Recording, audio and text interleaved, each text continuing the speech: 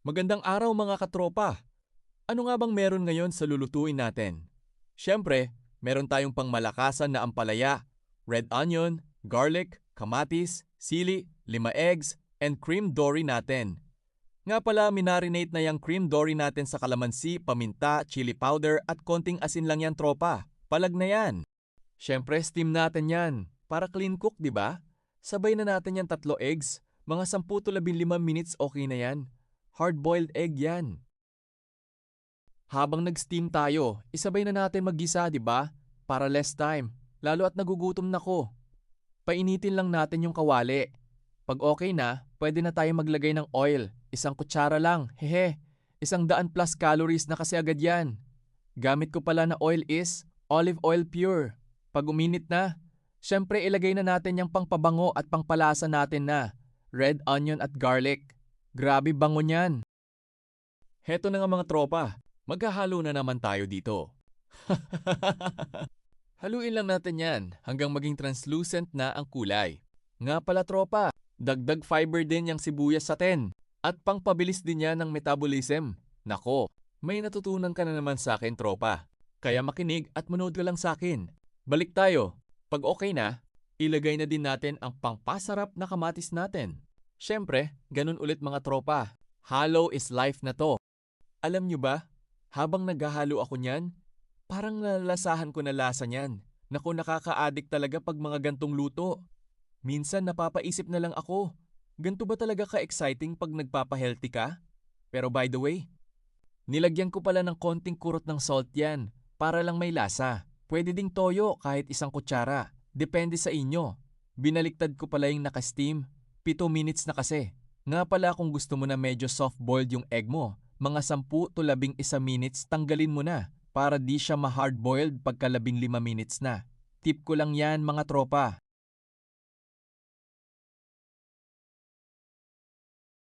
Ilagay na din pala natin sili natin. Gusto ko kasi maanghang tropa.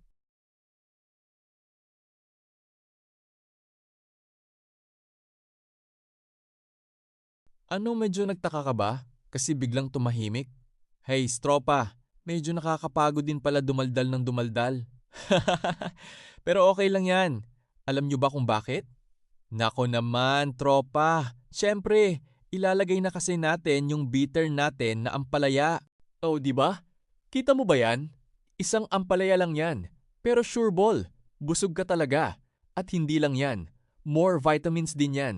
Kaya panalo talaga. Haluin lang natin yan. Ops, teka lang syempre. Lagyan din natin ng paminta yan. Kulang pagkain natin tropa pag wala niyan. Kahit mapadami ka niyan, okay lang. Joke? Depende pa rin sa'yo. Lagyan pala natin background music para hindi boring. Tinakpan ko pala ang heart finger ka-work ko dyan. Nag-smoke kasi siya. Bawal yan, baka may batang nanunood, di ba?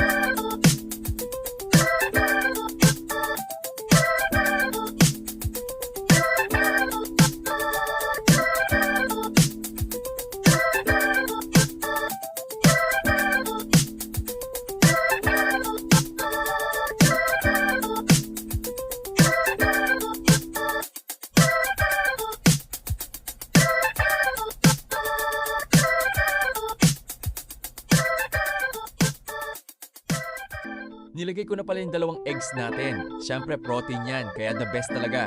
Pangpa-volume din yan. At pangpa-classic ng dish natin. Ayos ba tropa? Gawin mo na din to. Solid yan.